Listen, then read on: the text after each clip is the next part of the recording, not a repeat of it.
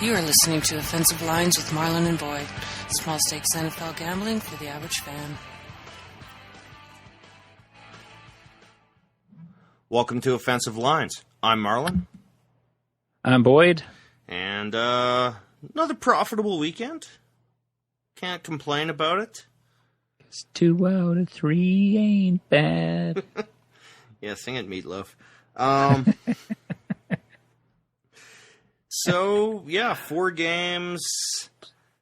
We went 2 out of 3. We missed the crazy one. We'll talk about that in a second. But I figure we go pretty much right to the recaps here. Yeah, we only have 3 bets in 4 games. So I do want to bring up one thing. I put out a couple of teaser bets, 2-team teasers on the weekend on my own. And I won them both, and I was feeling pretty smug about it. I was like, yeah, I'm smart. This weekend, if you teased any team, they won. Yeah, so you're brilliant. Yeah, I'm a genius. I was a genius to bet the tease that weekend. Put it that way. Yeah, Vegas guy would have got killed. I imagine this is a pretty rough weekend for the sports books. Yeah, but they killed the weekend before. This with is all 4 true. Road teams winning, so... Now, we don't pay that much attention to it, but the notion that there were 4 games that could be teased either way and produce all victories seems pretty rare to me. Yes.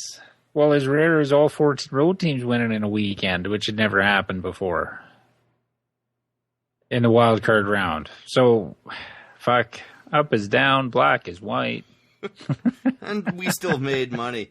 So we were plus 909 on $30 bet, or 910, so 30.3%. We're plus 28.4% on the playoffs thus far. So it's pretty good. Yeah, let's keep it up. To recap the games, first game of the weekend was KC plus 5 at New England. I don't feel bad for fucking pushing this bet. Like being more on Kansas City than New England. Kansas City fucked themselves in this game. The fumble, start the third quarter. That was a huge turning point. And the other huge turning point was not scoring when they got the ball, New England 35, to start a drive in the first half. And come away with no points. Huge turning point in the game. To me. I just went, fuck. Because I think it was after they'd made it 14-6. And I thought, okay, get some points here, not so bad. Because I made a $5 bet on Kansas City to win outright. Yeah, because you were mad because I basically demanded we bet New England in this game. Yes, and you acquiesced, by the way. Like, you just said, yes, but I knew you wanted KC a little bit. But part of it, too, and you still could have been right and be riding my ass this week, though the last 6.5 minutes were appalling. I think that has more to do with it than anything. No, but you still got to get the ball. Like, I understand that everybody's looking at that, but I get what they were trying to do. Maybe not as methodical, but I said this to you on the phone on Sunday, that when they were trying, they didn't use any timeouts, because if you get the onside kick with 1.5 or 1:40 left, whatever it was, then you have 3 timeouts. Yes. That's an acceptable argument until you spend close to a full minute inside the 2-minute warning. What you're saying applies entirely up until the 2-minute warning, right? Be methodical, be fine. 2 minutes is plenty. Keep your 3 timeouts. You're still banking on recovering the onside kick, which is about a 10 to 15% proposition. Yes. Right, but you're still banking on that. You still need it. But once you get down What good are 3 timeouts with a minute 20 left if... Oh, that's like having 2.5, 3 minutes left. No, but it doesn't matter. If you recover the onside kick, you're at midfield. You shouldn't need 3 timeouts. No, but then that opens up the whole field. But you can do that with 2 timeouts. Because the field goal doesn't matter. You don't have to hang on to one with the field goal attempt. 2 timeouts are fine. When you're confused and huddling at a minute 40 and you let another 20 seconds go off, that's terrible, Boyd. Well, no, I'm not disagreeing with that, but I understand what logic they were using to keep the timeouts, is all I'm saying. Yeah. I said this to you on Sunday too, we blamed Donovan McNabb for the Philly thing against the Patriots in the Super Bowl, and Andy Reid was a coach of that team too. Yeah. And we don't know, Doug Peterson may have fallen on the sword for Andy Reid this week, because he said he was calling all the plays in the second half. All you have to do is get them in fast and crisp. No, I know. What I said to you on Sunday, too, was this is the 18th game you've played. You should be crisper. And no, I'm fine with the 4 minutes from 6 minutes to 2 minutes. But once they had first and goal in the 1, they spent 45 seconds after that to get their plays off there. That shouldn't happen. No, that's inexcusable. But Doug Peterson's getting roasted in the Philly media, and I think he might have fallen on the sword for Andy Reid. And by the way, he's taking the blame like for those. He's taking the blames. I kind of think you like Andy Reid too. No, his he's getting hammered because his clock management's been bad the whole time. Yeah, it's sort of an accumulated attack on him now. And I'm fine with a patient drive, especially with 6 minutes. Do you really want to give New England the ball that much? No, I'm fine with that up until the 2 minutes. After that, one of those timeouts doesn't matter much. But if Niall Davis doesn't fucking fumble, we may not even be having this conversation. Yeah, but that was only at about the 35 too. The last time they were at the 35, as you pointed out. No, that was like at the 20. No, that was at the 35. No. Check that out. It was at the 20.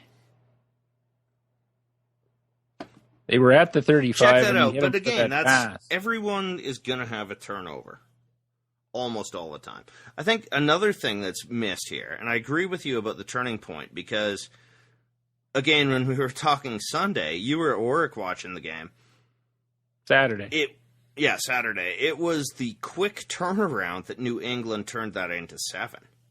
It took them about 3 plays, 25 seconds. As we said, that was 10 points, a 10-point turnaround, possibly a 14-point turnaround on that fumble. And it wasn't a terrible fumble. No, but he was going down. You got to wrap that up a little better.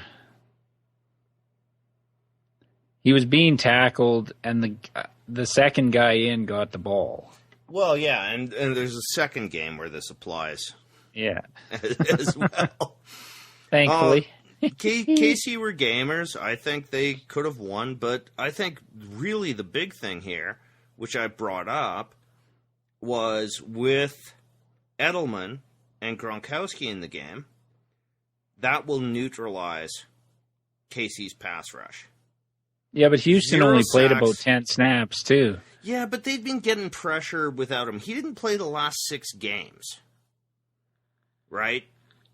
So the notion that suddenly the lack of Justin Houston changes everything about KC's pass rush. No, he played. Look what it did in Houston. He played in Houston.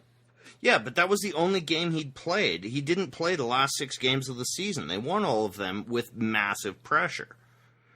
This got down to Brady being able to get the ball out, like I said, in under 2 seconds. They didn't get close to him for this game. They barely brushed the hem of his garments. No, but New England never really put that game away. But they did what they were expected to. They put up close to 30 points. My argument was, I don't think Casey can do much more.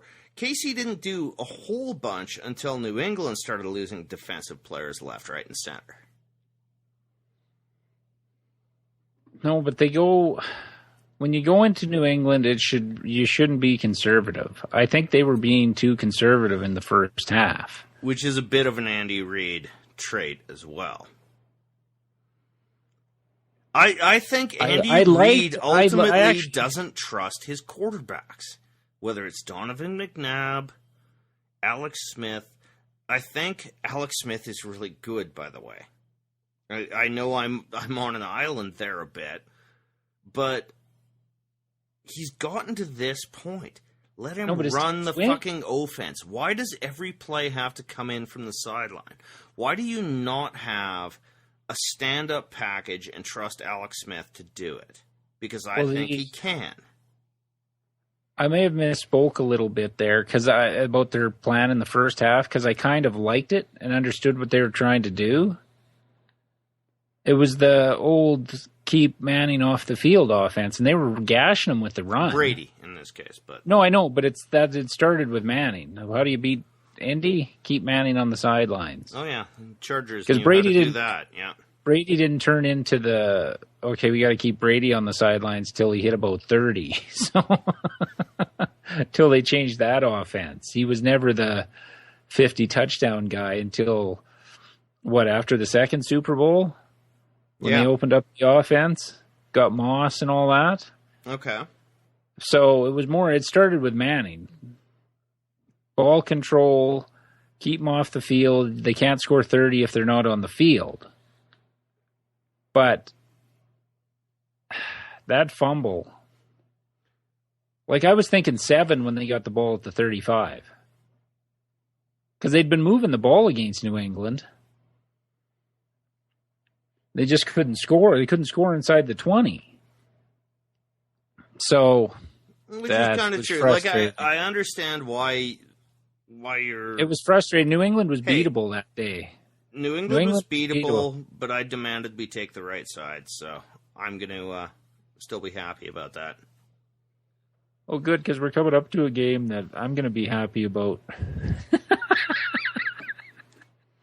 Indeed. That was a good football game, though, overall. Oh, it was. And I do think Alex Smith is good, but I think Reid has got to... If you've trained your quarterback correctly, why is he waiting for the play from the sideline? We saw Alex Smith against New Orleans for the Niners run 2 fucking drives late in the game pretty much on his own. He's capable of it. Well, why will Andy Reid not take the fucking collar and leash off his quarterback? Well, what I would like to seen was Jamal Charles in the game to be able to run screens and that. They miss that a lot in their offense. His versatility, they don't have it with Davis and Kendrick West. They just don't. They don't, but on the other hand, they were 1-4 with him in the lineup. Oh, I know. And 11-1 now without him. But you can't take your best player off the field. I think Reid's a good coach. I think Alex Smith is an underrated quarterback. No, he is with the weapons he's had. Macklin, we didn't even bring him up. Fuck, he didn't even go back in partway through the second half. Oh, if Macklin had been in, I would have been all with you on KC. But, yeah, I called this one right, buddy. Oh, you got it right. All right, the next game, which everyone is saying is an all-time classic. And, I missed most of the classic parts of it. It wasn't a classic. Fuck. They say that all the time. It was 2 fucking passes made it a classic. It was, we had a push. And they were scrambled fucking nightmare passes. It wasn't like they drew up the fucking next Statue of Liberty fucking play to win the game. He just heaved it as far as he could. Fuck. I watched the last quarter and I just thought, no. Why is everyone raving about 2 broken play miracles? It's like everyone wants the miracle. No, I want the better football team to win. Now, Green Bay, for the most part, was the better football team this game. Well, but they were losing by a touchdown with a minute 20 left, somewhere in that range. Got sacked to their own 2. It was a minute 55, I think, but yeah. Got sacked, back to their own 2. Rodgers gets sacked.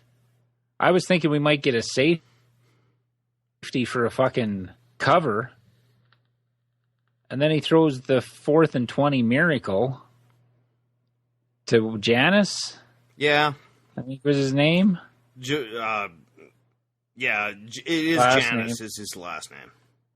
And he does that. Then they get down to the last play of the game. And I have to give Green Bay some credit for how they run their Hail Marys. They don't just wait till the guy gets in the end zone and lets 3 guys surround him.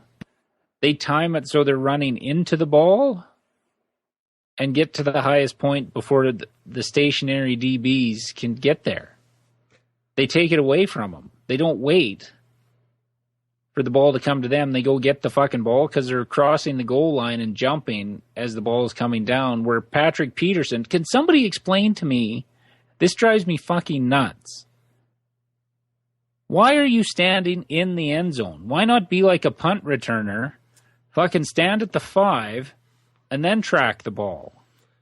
Or even at the 3. Didn't we have this discussion? This isn't an argument because I agree with you 100%, but didn't we have this discussion after the Detroit Hail Mary?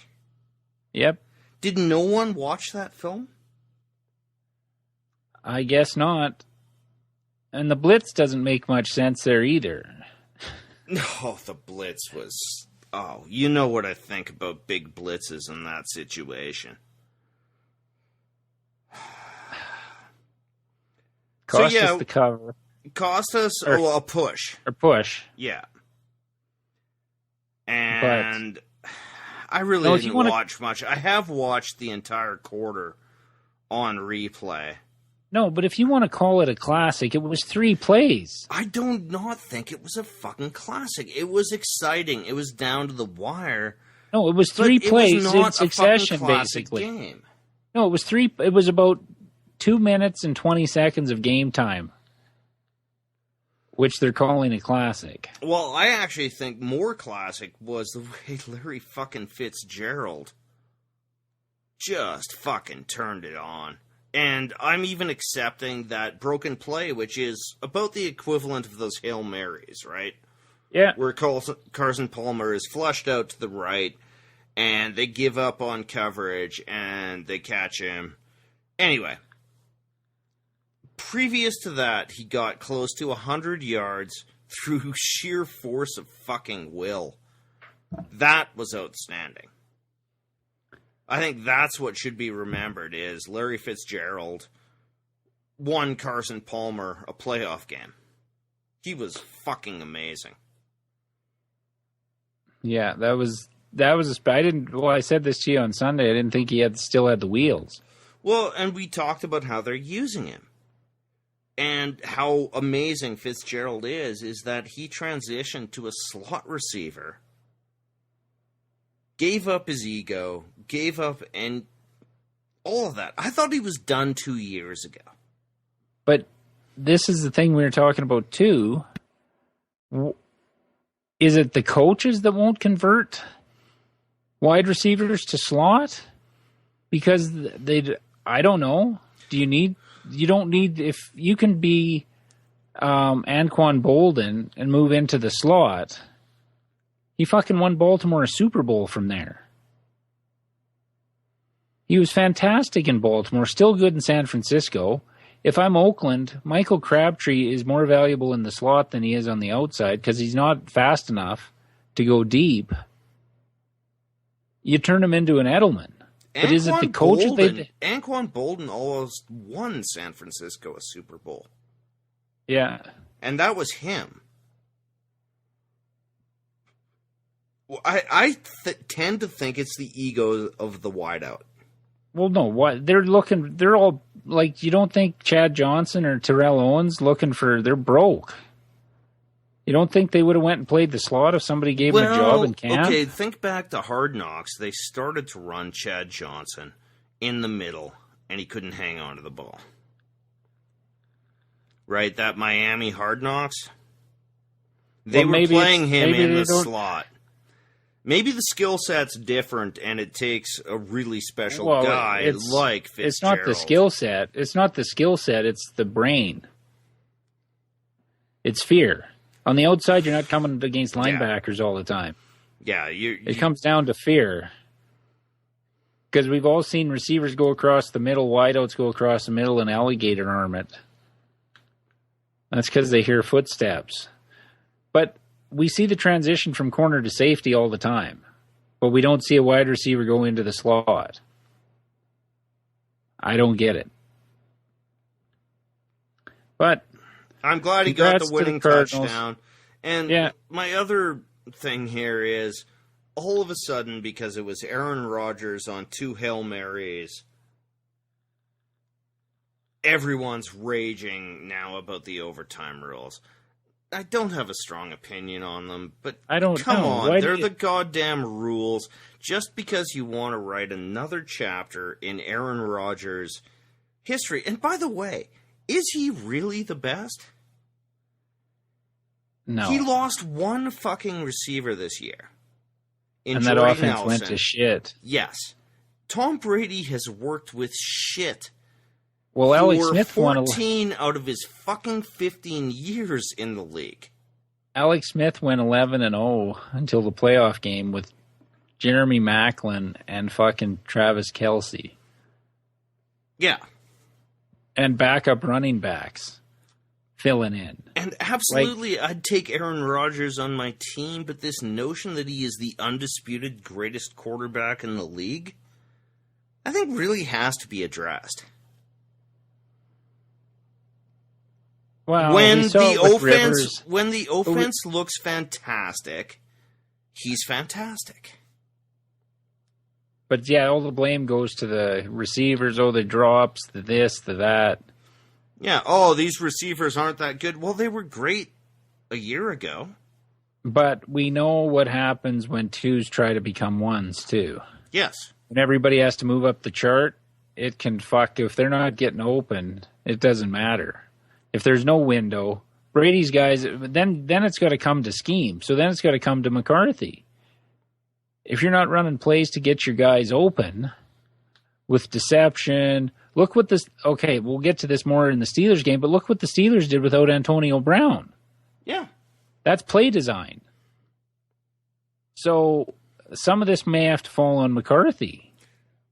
I don't not disagree. Getting these guys open. I mean, he's supposed to be the offensive genius. What we saw here is Brady and Belichick and, Josh McDaniel has been there for a lot of the years of Brady. So maybe that too. Maybe he should be getting more credit. I'm not trying to rip on Aaron Rodgers, but in the first face of adversity, that offense went to shit. Does that make him the greatest quarterback on the planet? No, but I think that's McCarthy. I think it more comes to McCarthy the more that we're talking about it. Okay. Because if you're designing plays where guys aren't getting open and you don't give, like James Jones, I could outrun James Jones at this point. And he's one of your leading receivers. And we've seen it with all the good teams where the number one receiver leaves via free agency or injury. The 2 that looks unstoppable, when the 1's in there, moves up to 1, not a lot of them succeed. Well, we brought this up on the podcast. It's like Cobb is clearly a number 2. Everyone thought, what if he's an excellent number 2. I'm not diminishing what the value of a number 2 is, but without the number 1, you quickly see who these guys are. Yeah, but he's there's Alvin a Harper. whole battlefield of corpses littered of number 2s who signed number 1 deals elsewhere. Yeah.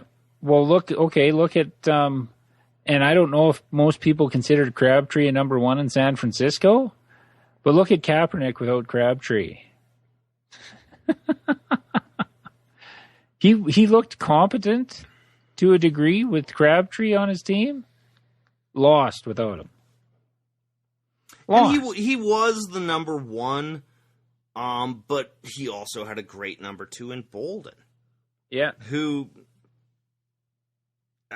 Bolden is an amazing number 2. I don't think he'd ever carry an offense, but not anymore. Not like he used to.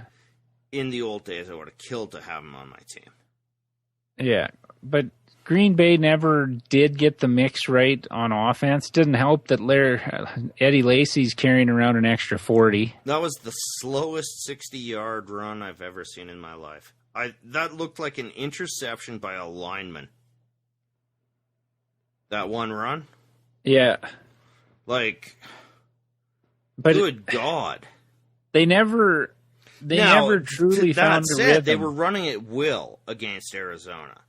But they never found a rhythm all year in that offense. Not once. No.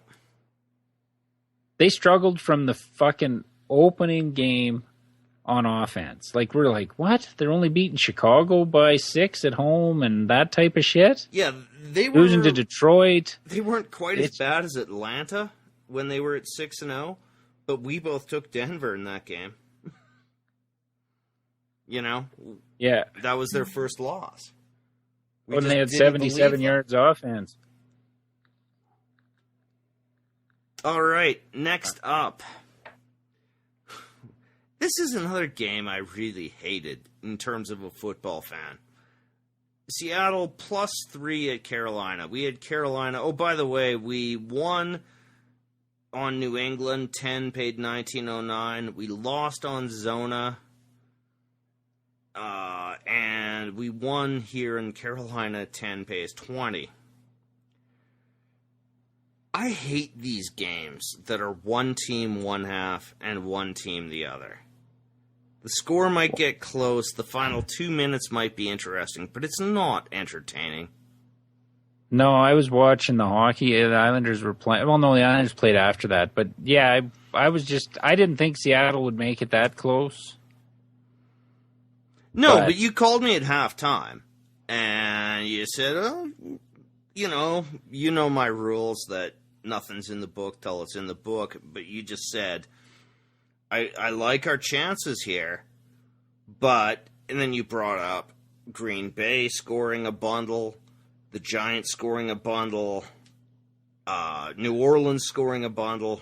I think you had 2 other examples of Carolina getting a fast early lead and then giving up a zillion points. Well, they take their foot off the gas on defense. They changed something. Something changed. Those guys weren't open in the first half, and they were open all second half. I think it gets down to pressure. But they couldn't have been doing the same thing. It's 31-0. Don't do anything stupid. Don't give up the big play. Don't let them get some momentum with a 80-yard touchdown pass. Make them work for their points. They went prevent for the whole second half, basically.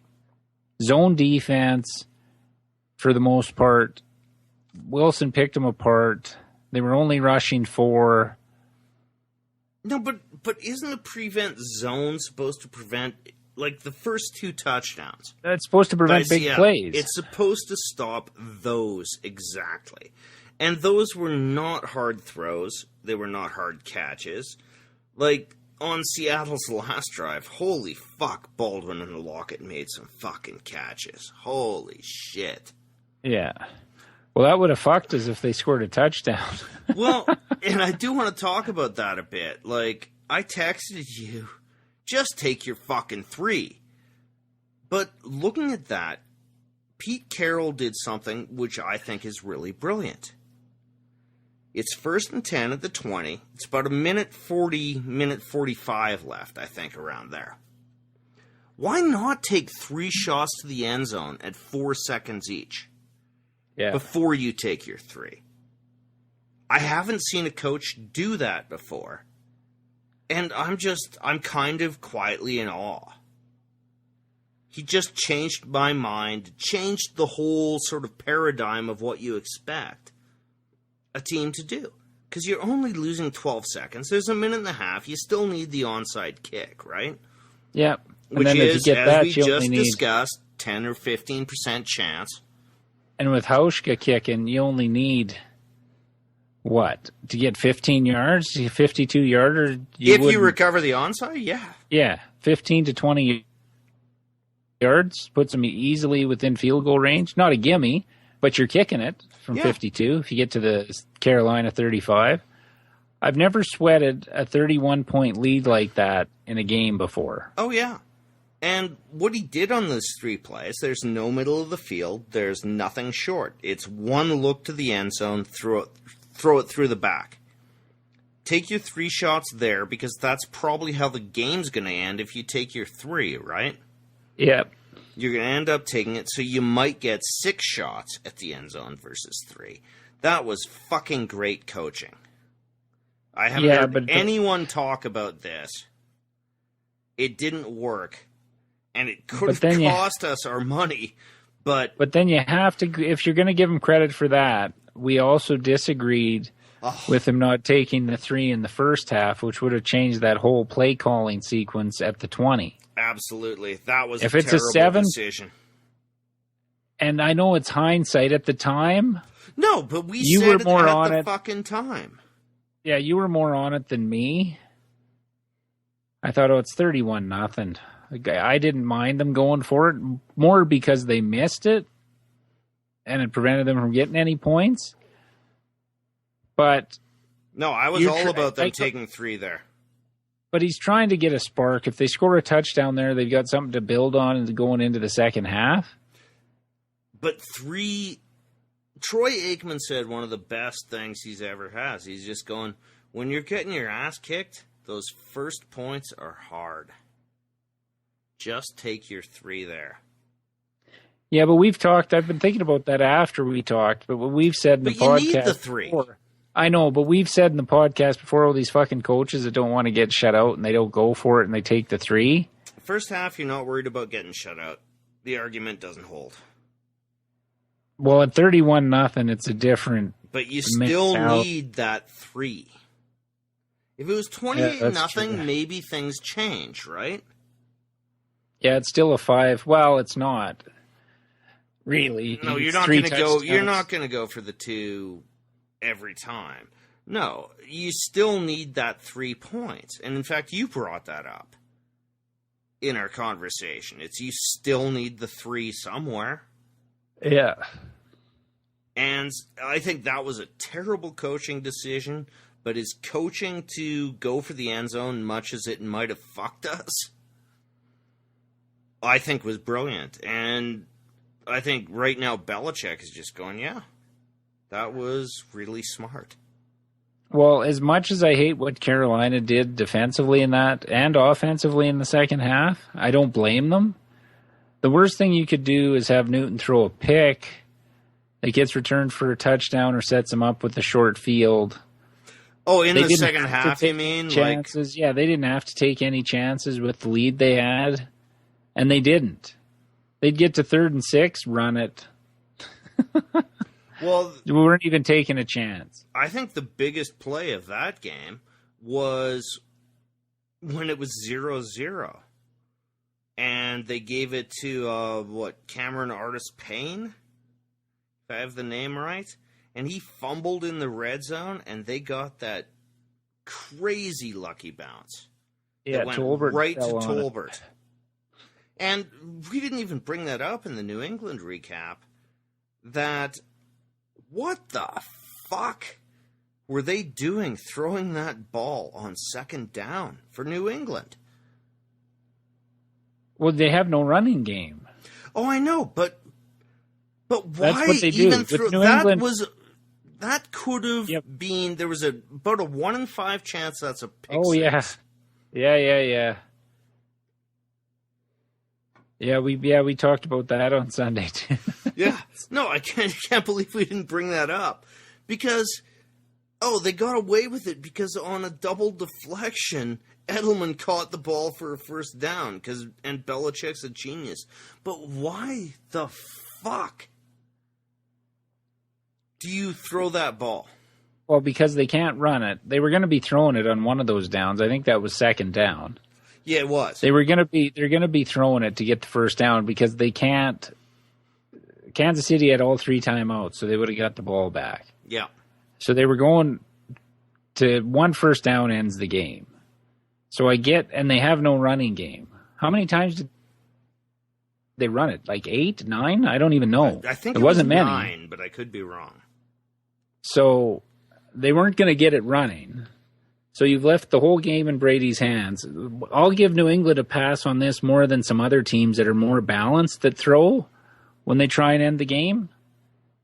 Like if that would have been Alex Smith, I'd have been pulling my hair out. It was a terrible throw by Brady. Oh, it was. Terrible decision, terrible throw. But, yeah. Anyway, to go back, but sometimes a bounce just matters. Right? And it was the same thing. It was 0-0. Jonathan Stewart had just ripped it for 69 or whatever it was, 59-69. Cameron Artis-Payne comes in. He fumbles the ball. And you know it's a bad fumble when it's 10 yards away from the carrier. When it's recovered. Just bounced right to Tolbert. That changes that whole game. Yeah. That would have woke Seattle up. But I like how they always try and make excuses for these teams. Oh, Seattle, the travel all year. That was never brought up when they were winning Super Bowls. How hard the travel is, playing out of time zone. That's never brought up.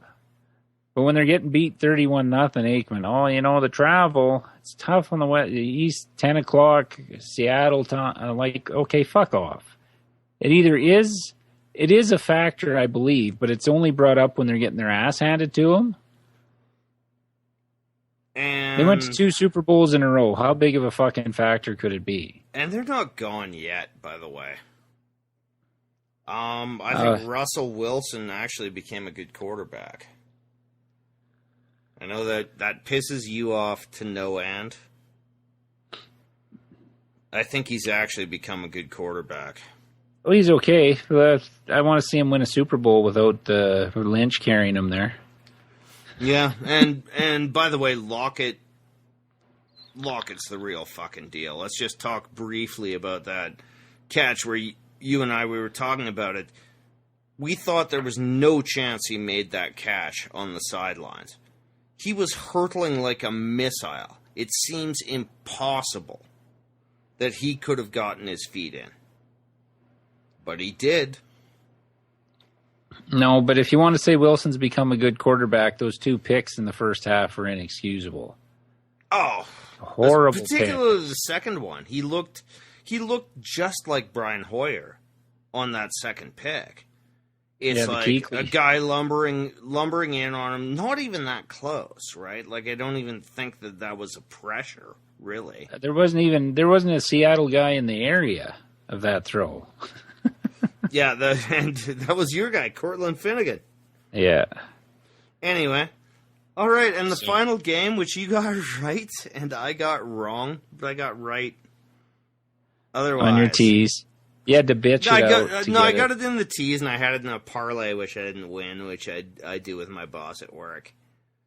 It was 7.5. Way out, tease it. Yeah. I'm fine with teasing and cashing. Anyway, I thought this was a good football game. People are saying this is boring. I didn't think it was a boring game at all, actually. No, there was big plays all over the place, good defense. Like, maybe we're just wrong. Like, we think that 2 Hail Marys and crazies doesn't necessarily make it classic, but a dirty, ugly football game with injuries all over and teams trying to struggle is actually a good football game. We're out of time, Boyd. We're too old, well, I think.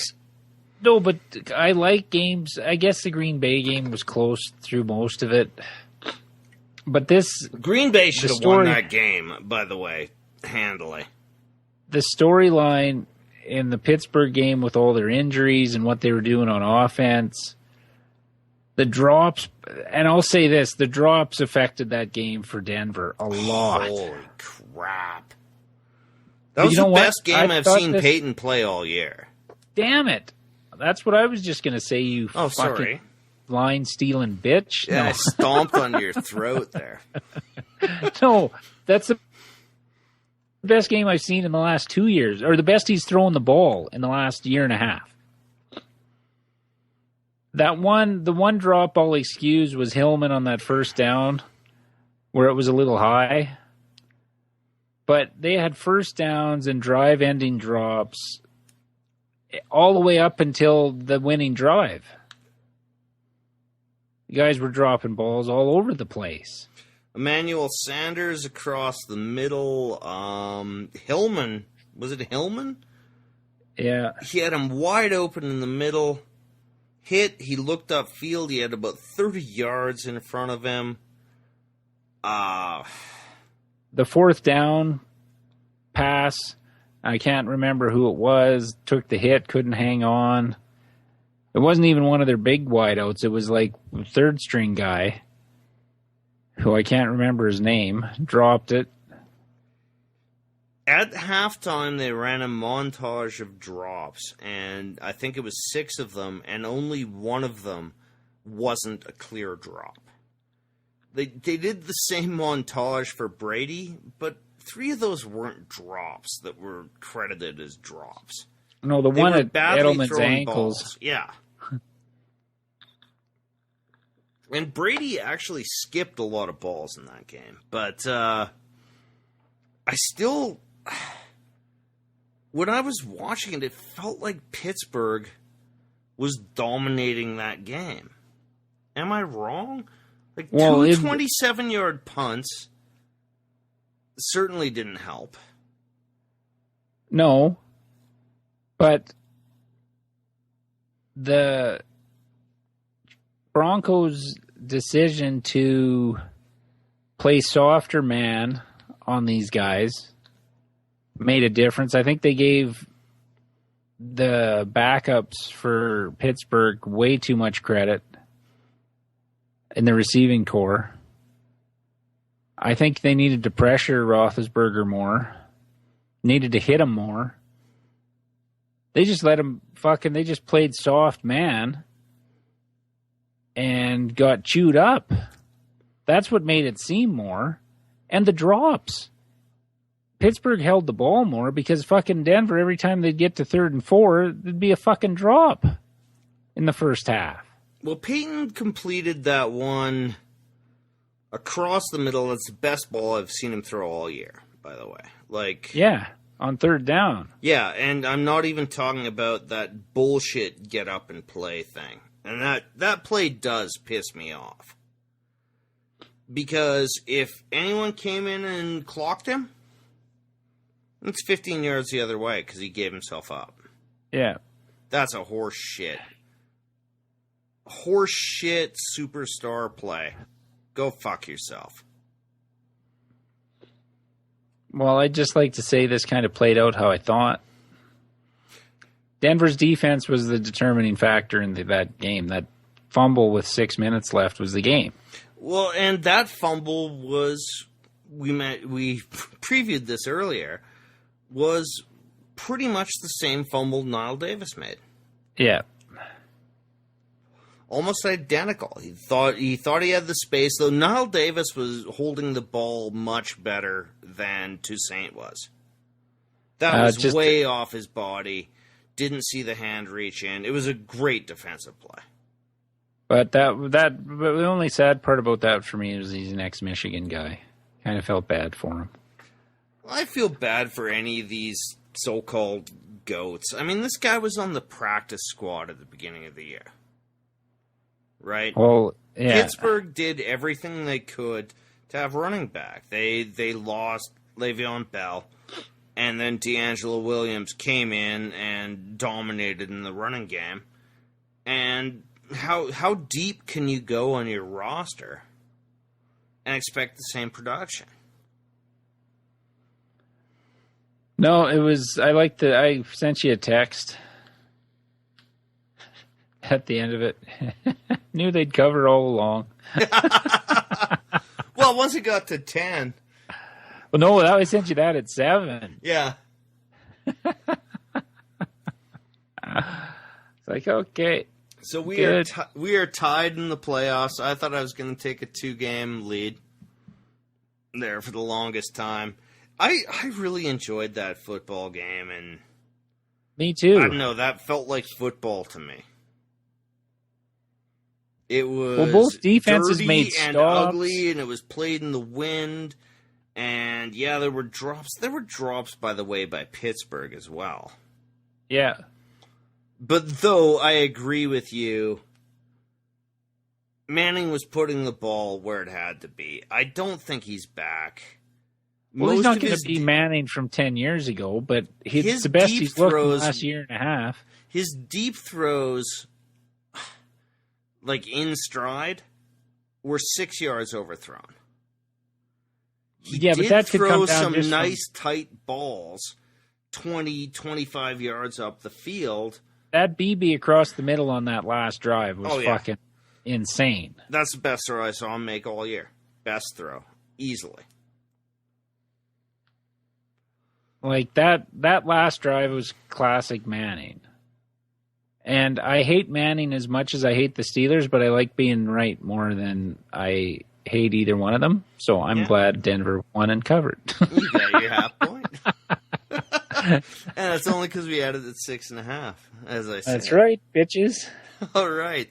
Let's pick the championship games now, Boyd. You know what time it is? What?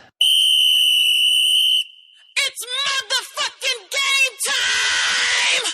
That's right. It's motherfucking game time. See, that's why we didn't go 3 for 3 last week. You fucking forgot to put that in. Yeah, that's true. All right. That's all your fault. I'm getting as superstitious as you now. I will infect you. All right. First game up. New England -3 at Denver. And I should say, we talked about this before the podcast. What we are going to bet is $10 on each game, and then we are going to do either a $10 parlay or a $10 tease. I'm vastly favoring the tease. Oh, me too. These fucking games are brutal. Okay. If you were super confident, you could have talked me into it, but... All right. What do you think here? Denver's pass rush will be neutralized. Maybe. I think they will be. Casey's pass rush... Well, how do you beat Brady? What two teams have beat him in the Super Bowls? What did they do? They got in his face. Yes. Wade but Phillips that's also is going to dial it up. That's Brady also can't when move. He thought he had a deep threat. Now he is under no such crazy illusion. He only wants 7 yards a play. Denver's they're going to blitz the shit out of him. Because they don't have to worry about getting beat deep. They're going to get as much Chris pressure Harris on it is as they can. unlikely to play. Don't care. Oh, the front four is, and the linebackers are coming. And if you can make accurate throws with somebody in your lap all day for 4 quarters, you deserve to win the game. Okay. Brady has shown in big games and in Denver. How'd they beat him 2 years ago? They beat him 2 years ago in Denver. 26-16. Okay. Pressure. No running game to speak of outside of Steven Jackson's old ass. New England has no running game. So how are they keeping the heat off him? And that offensive line, That offensive line has been shit for most of the year. Miami beat them by getting pressure. Okay. Who'd they lose to before Miami? They lost 2 in a row at the end of the year. Jets, pressure. It's interesting. Is this even the argument you want to make, or do you just find yourself making the argument? Well, no, but I understand everything you're saying, and I agree with it. They're going to try and dump the ball early and run after the catch. But that offensive line has been a sieve. What hurt? Against decent pass rushes, they've struggled this year just like everybody else. All right. They beat up on weak teams and put up good numbers against weak teams. I know Kansas City didn't get at them. Denver's pass rush is better than Kansas City's. Marginally. And I'm sending an extra. Marginally. This is a very close comparison. Well, yeah, but without Justin Houston, Denver's is better than KC's. Justin Houston didn't play the previous 6 games. I know, but who did they look at their opponents? Look at their opponents. Let's also look at the opponents of New England and Denver. I'm favoring Denver here as well. They beat New England there before with Brock fucking Osweiler. They couldn't put up points in that game. It's going to be cold. No running game to take any pressure off of Brady at all. None. Nobody to beat him deep. Who's going deep? The only hope they have is to occupy linebackers with Gronkowski. And feed Edelman underneath. Right, in the middle. But I agree with that's going to be their game plan. But that's been their offense since Gronkowski's been there. So pressure on them. Yeah, I'm going to make you throw the perfect pass under pressure all day. Okay. That's going to be the game plan. Okay, let's go to the other side of the ball. How do you think Denver scores? Run. You really think Kansas City had no problem running the ball? Hillman They were running through with Niall Davis and Kendrick West. The game plan Kansas City had was working until fucking Davis fumbled. And Hillman and Anderson are famous for fumbles themselves. They can run the ball against New England. Jamie Collins being out really... And, of course, there's no announcement because it's New England. Well, no, everybody will be on the... They had 12 guys on the injury list last week. Out of 22. Well, and Pittsburgh tried the same thing, and no one bought into Roethlisberger really being hurt. I'm kind of with you. I don't think this New England team is particularly good. They're not a great team. The AFC is particularly weak. Outside of a couple of teams' defenses, there's none. You got the Jets. Houston for about 6 games this year looked good. Kansas City. No, I'm with you. And all Denver. Right. Okay, I say what we do here as our plan is we bet Denver and we tease Denver to +9. No, All right. That's where I'm headed. Okay. No, I was kind of there. I'm still terrified of New England just because... Well, it's Brady, of course. Yeah. It's Brady and Belichick. But no, you're right. I'm with you. I think the defense is remarkably better and the offenses are both limited. Well, if Brady is shown under pressure, he's normal. Will Brady put up 28 points against this defense? Didn't before. No. And as much as Simmons whines about how that was all, biased officiating. Oh, by the way, fucking Chung went at Travis Kelce's knees just like the dirty plays that they do to just take out Gronkowski. Fuck you, Simmons. Not to mention Amendola fucking near impaling God. Fucking one of the dirtiest plays I've ever fucking seen. Yes, legal, technically but dirty. Well, isn't that just gamesmanship, Boyd?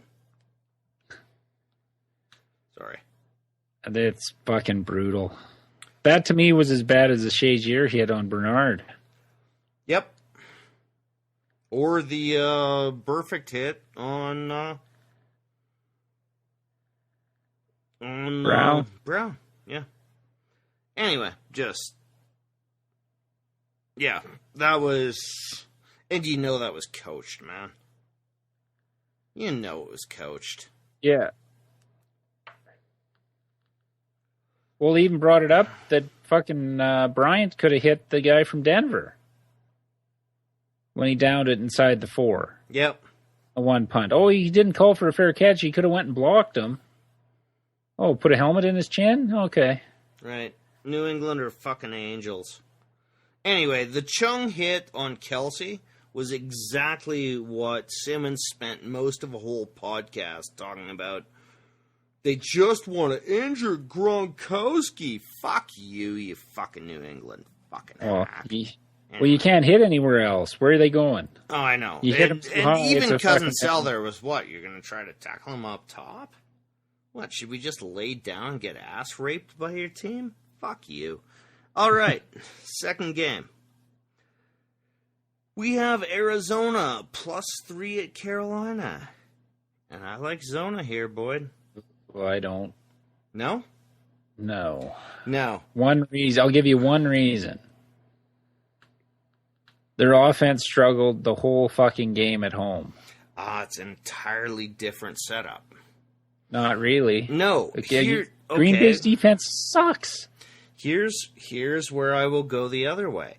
Is Carolina was unable to cover a receiving core entirely. They did it, and yes, every ball bounced right. That was fine, but Seattle was able to move the ball to the wideouts. Who's the best player on Arizona? We talked about it. Who's the best player? Yeah, and he's playing in the slot. They went zone. The only good corner in Carolina. And they signed goddamn fucking Cortland Finnegan. That's how thin they are at corner. Arizona has 3 to 4 wideouts that can beat them.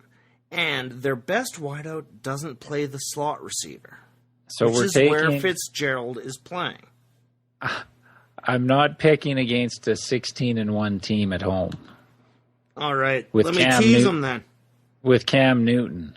No, Arizona's going to win this game, buddy. No, they're not. Carolina just lost to Atlanta 2 weeks ago.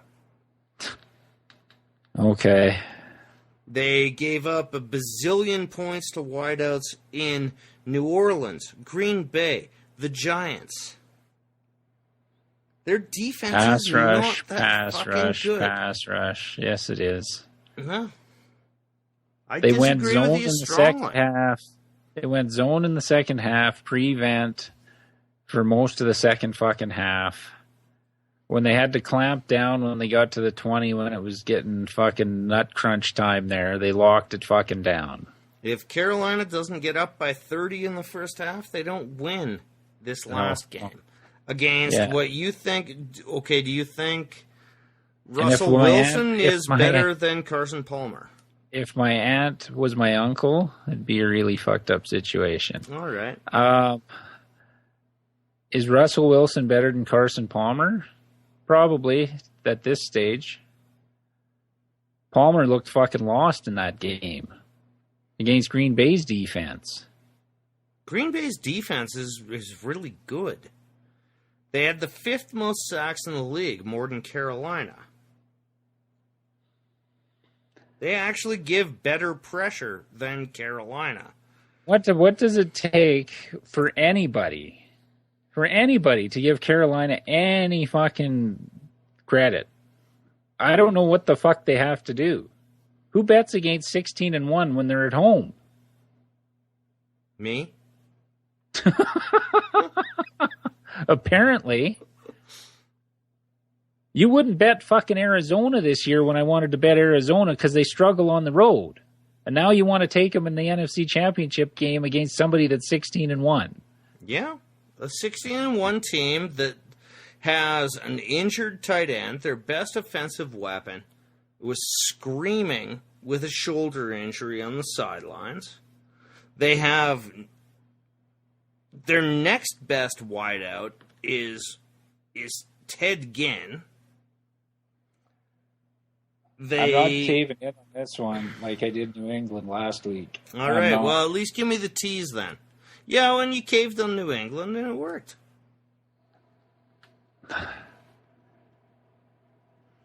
I'm fine with taking Carolina minus T, but let's build our tease the other way. Eddie Lacy running against Arizona looked like a defensive lineman running down the field. You don't think fucking Stewart's going to be able to run? He found a hole. Let's see if Carolina has they won't run the ball that way. They got one. Jonathan Stewart got 100 yards. He got 60 on one play. Is Cam Newton better than Carson Palmer right now? Yeah. Well, fuck. At home. And Carolina will be unable to cover Floyd, Brown, and Fitzgerald. In particular, Fitzgerald. Okay, well, how did fucking Green Bay do it with their fucking all-pro corners? Come on. The Carolina secondary is brutalized by injury. St. Louis beat Arizona. Again. St. Louis beat Arizona. And Atlanta beat Carolina. 16-1. I'm not betting against Cam Newton. I can't even believe it's 3 fucking points. I like the 3. 16-1 at home. These for teams 3 are points. Equal, man. 16-1 versus what? 14-2? Well, you just said Green Bay should have won the game. Green Bay should have won the game. And Green Bay should have won the game. They got through it. And when Tennessee went to the Super Bowl, they shouldn't have gotten through Buffalo. But they did because they were the better team. I can't even understand your take on fucking Arizona this year. It makes no fucking sense. Your stance right now makes no sense with how you argued all fucking year. I don't even get it. You didn't want to bet them at 12-2. And now, when they're going against the best team in the league all year, you're for Arizona. Carolina, like, as you brought up a while ago, they haven't beaten fucking anybody. Well, they beat Seattle twice. Everybody's fucking jerk off, throw it on your face, cum job. That doesn't count either. They can't help it. They beat everybody they put in front of them except Atlanta, and that was a fucking blown coverage. And what's Arizona's record? Jones. I know what their record is. Are they playing at home? No, they didn't win all those games at home, Boyd. No, but you didn't want to bet them on the road all fucking year. Okay, so Carolina's 15-1. No, explain to Arizona, me what's Arizona's record? Explain to me your change. What's first. Arizona's record? 14-3. Yeah. So, but what's the change? Where did this magical epiphany happen on Arizona? Because I saw Carolina's secondary absolutely fucking torched by any team that has a wideout or a receiving core. Absolutely fucking torched by like 5 teams. Anyone who can throw the ball can beat Carolina. Well, how come they didn't? Not taking into account the first half where they shut the whole fucking Seattle offense down, but that talented, and when they switched their defense to fucking basically zone prevent for the whole second half, doesn't count for anything. Now, I 31-0 doesn't count for anything. All right, let's differ. We will bet Carolina -3. I wanted to bet Arizona all fucking year. I know. You would not fucking bet. And mostly you were right. Maybe you convinced me. I'm going to have trouble sleeping tonight. You haven't done a flip like this in 4 fucking years. It fucking astounds me. I can't even believe it. I honestly can't. Well, next week's podcast will be interesting, one way or the other. I don't even care if I'm wrong or right. I just don't understand the flip in a week where they struggled to win at home. Why? Because Carolina's secondary has been torched 5 straight fucking weeks. They have Josh Norman, who can shut down one receiver, but he can't play the slot. Arizona's best receiver is a slot receiver. If Carson Palmer's standing upright to throw it to him. Carolina's pass rush isn't that mind-blowing, man. They have the best linebacking core in the league, or one of the best. And then they put Kuechly in coverage. They put Kuechly in coverage on fucking Fitzgerald. Fitzgerald wins. I'm not saying they're going to. He just has to take up a lane. Who else? Because Josh Norman can absolutely shut Fitzgerald's down. Not going. Fitzgerald's not going 40 yards down the field. John Brown. They have no tight end. A marginal talent. No tight end in Arizona. Kuechly can freelance. And they've got Carolina's best offensive weapon was screaming in agony and came out for one play. Those were the only plays he missed all year, by the way. When he's hurt, he's hurt. Fine. But Roethlisberger wasn't hurt, and that's fuck. Like, he's not going to play. He's going to play. We'll see what happens. But we're taking Carolina. Absolutely. You got me there. All right, so let's make some bets here, Boyd. All right. We have Carolina -3 at home over Arizona. I hope this game's 45-3, honestly.